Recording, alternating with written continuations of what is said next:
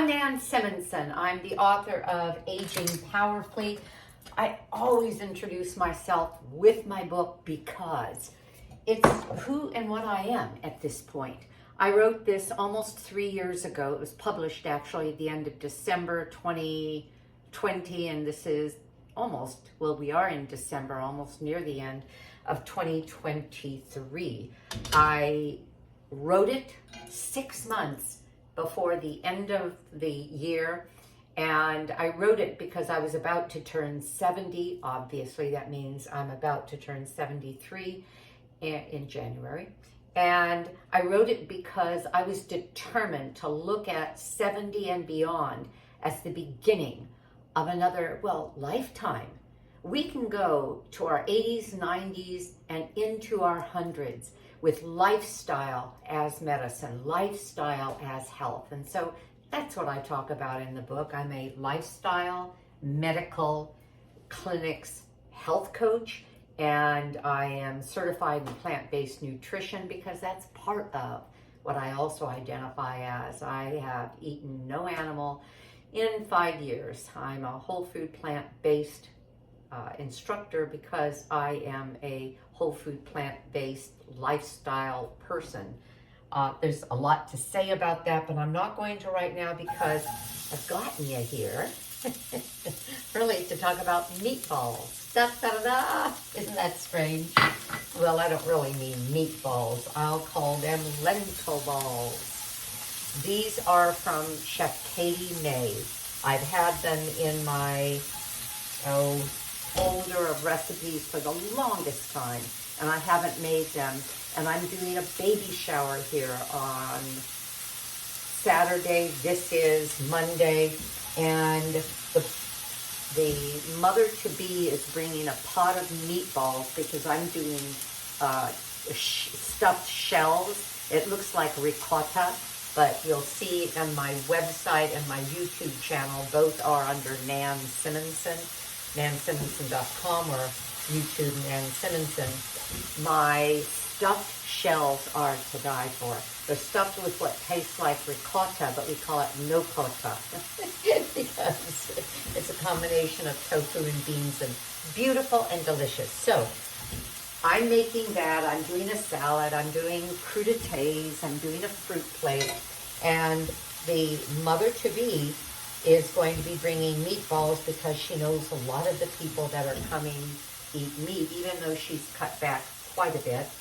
And let me just say something before I go any further, and I'll get right back to finish that sentence. These are browning. What is these? This is chopped onion. It's chopped onion that I put into a hot pan with no oil, because that's the other thing. I don't use processed oils. They're not good for us. And all oils, well, maybe except for olive oil, is processed. You saw that that was browning without oil. I'm adding the mushrooms that will weep and cook without oil. I'm adding a lot of garlic. I'm going to put a cover on them and let the mushrooms weep. I'll put this down a little and then I'll finish what I was saying. Anyway, so I don't use added oils, although I don't avoid dietary fat because I get that in nuts and I get that in seeds. There's so much to say about it, but I won't get into all of that. I have this baby shower. She's bringing meatballs, and I thought, I want meatballs, but I don't really want meatballs. So I pulled out Katie May's recipe called Swedish lentil balls, and they can be offered with any kind of a soup. They're all any kind of a sauce. There is Alfredo sauce that is lentil, that is, gosh, Nan, that is vegan, whole food plant-based. I like to say whole food plant-based rather than vegan because, quite frankly, vegan does not mean healthy. It can mean processed anything as long as there's no animal in it. And that's why even vegan restaurants are producing unhealthy food. Massive amounts of oil, fried everything, texturized proteins that are just as depleted of the nutrients as, let's say, white rice, when you take the bran and the rice germ and the protein out of it. So anyway, whole food, plant-based. These are meatballs made out of lentil that we'll be putting in a sauce. I'm just going to use a tomato sauce because it will go well with the stuffed shells. So stuffed shells, look for that. Meatballs you can make for friends that are otherwise carnivores, or at least for your plant-based friends. And I'll show you after these cook down, and I'm just letting them cook down for 5 minutes, and then I'm going to mix them with the rest of the ingredients. Then we'll roll them into meatballs and throw them in the oven. I'll be back to you in just a few minutes. Did I finish? Yes, I think I did. Hey, I'm back, and this is the finished product with the mushroom, onion, and garlic. It smells wonderful. I'm going to put this into the food processor. All right. And I'm going to mix it. Aww, they want a mushroom. And I'm going to mix it with lentils, oats, rolled oats, and walnut. I don't know if you've ever had walnut mixed into a vegan preparation. Like I have a mushroom walnut taco filling, but it's wonderful because if the walnut is chopped, not pulverized, you get these tasty bits of crunch, and it's just wonderful. Okay, so I have 4 cups of lentils. This is cooked green lentil. No soaking with lentils. I put it in the Instapot, and actually I feel that if you're going to mess up the kitchen to cook, mess up worthwhile. And so although I could have gotten the 3 cups from, well, from about 2 cups of lentils, and there would have been a little left over, I just put everything I had in. It came in a little sealed bag, organic green lentils, about 1.5 pounds, cooked it all.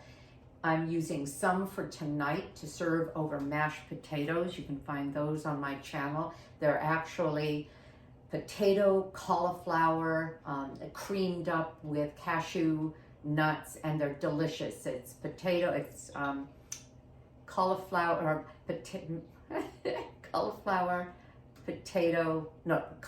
mashed potatoes. Okay, so we have our lentils, and that's 3 cups of lentils.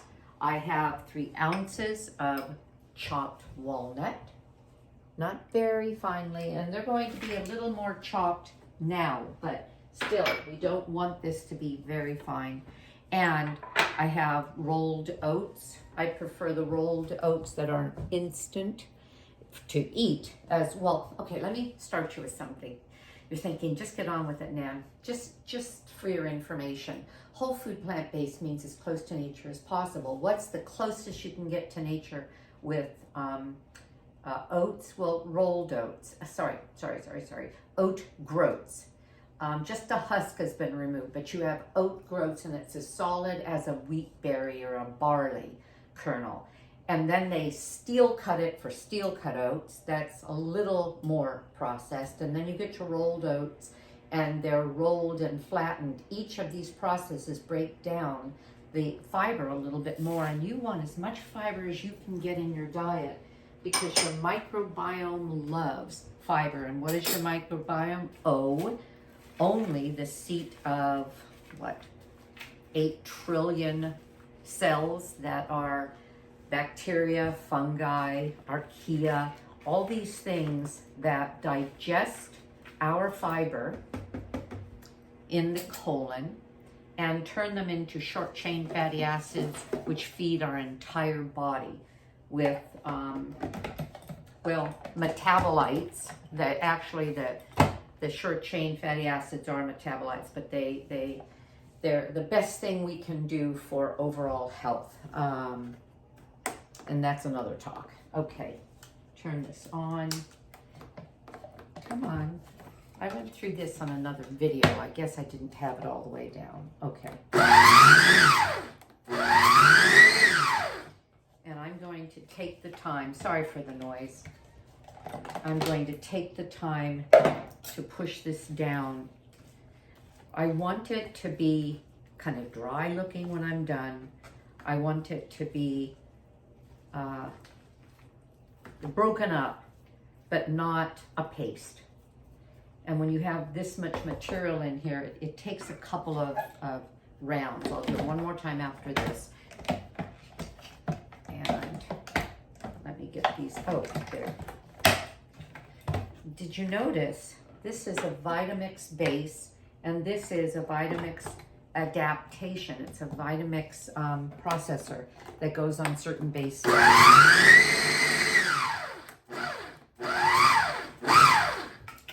I'm not getting as much mixture out of this as I want to, and I'll do it one more time. Yeah, there's a lot in here, but that's okay. One more time should do it.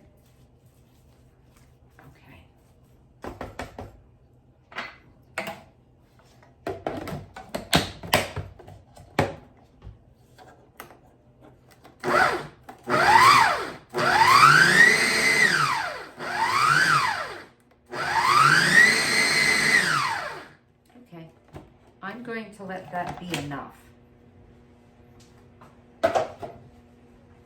And because the bottom has gone to the top and the top has gone to the bottom, so we have, overall, we have a pretty fine mixture. And I'm going to take, instead of taking off rings and washing hands again off screen, I'm just going to put on gloves because I'm going to be doing some of this by hand. So I'll take the blade out. This is what they call the S blade. Okay. And I'll even use my hands. See, there's enough of sort of a pastiness. Let me see if you can see. Sort of a pastiness at the base of this, that we still can get the pieces that are not well blended to become a very, I'll call it the whole thing will become a homogeneous mixture. Okay. What do we add to this? We're going to be adding a combination of flaxseed,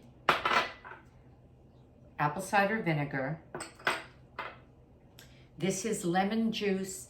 The recipe called for tamarind paste, but I don't have tamarind paste. And at a tablespoon and a half, or a half a tablespoon, which is a teaspoon and a half, plus I wasn't going to run to the store, I decided that I would use, because tamarind is kind of a little bit bitter. It's an umami flavor that's, it's hard to explain, but it's tangy, it's tart. I thought lemon would be just fine. So I'm mixing all of these up.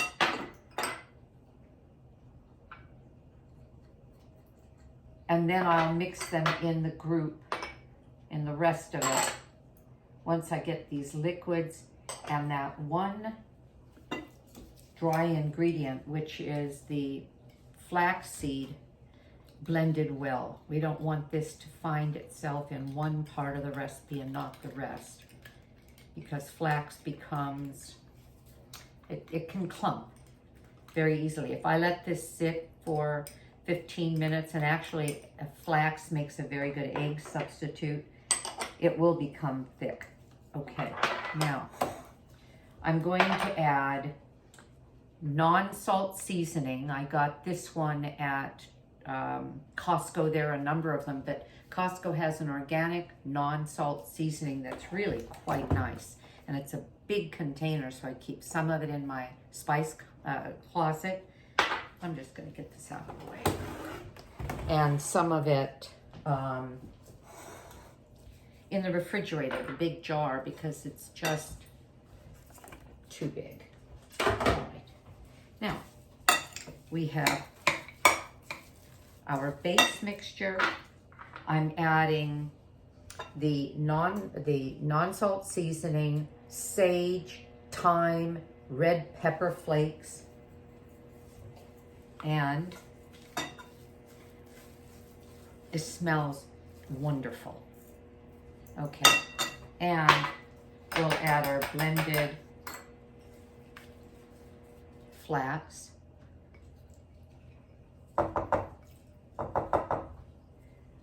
I'm going to mix it, and then I'm going to dive in with my hands because I am going to be rolling 20 to 24 meatballs. I have the oven on at 375, the oven behind me. I'm going to do something I do anytime I'm using my oven. A lot of times I use, it's right there, my Breville hot air oven. By the way, do you see I have tomatoes on there? Tomatoes are best not refrigerated because then they become starchy. But I wanted to mention that if you have such a thing, you're going to take your food off the top of the oven because it gets hot. So I just move it over, do whatever I'm doing with the Breville, and then when it cools, move it back. Okay, now I'm going to be baking this on a parchment paper covered baking tray. And I want to just show you a little trick.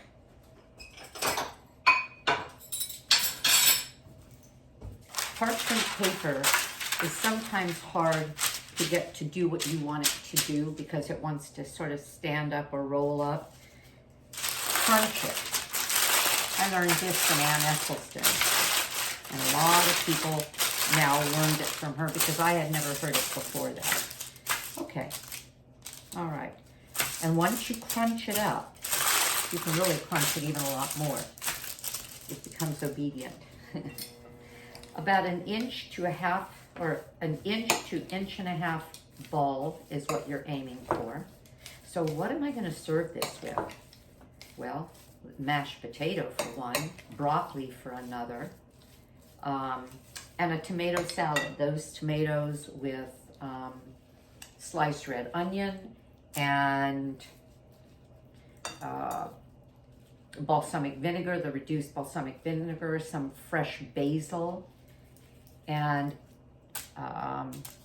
did I say red onion?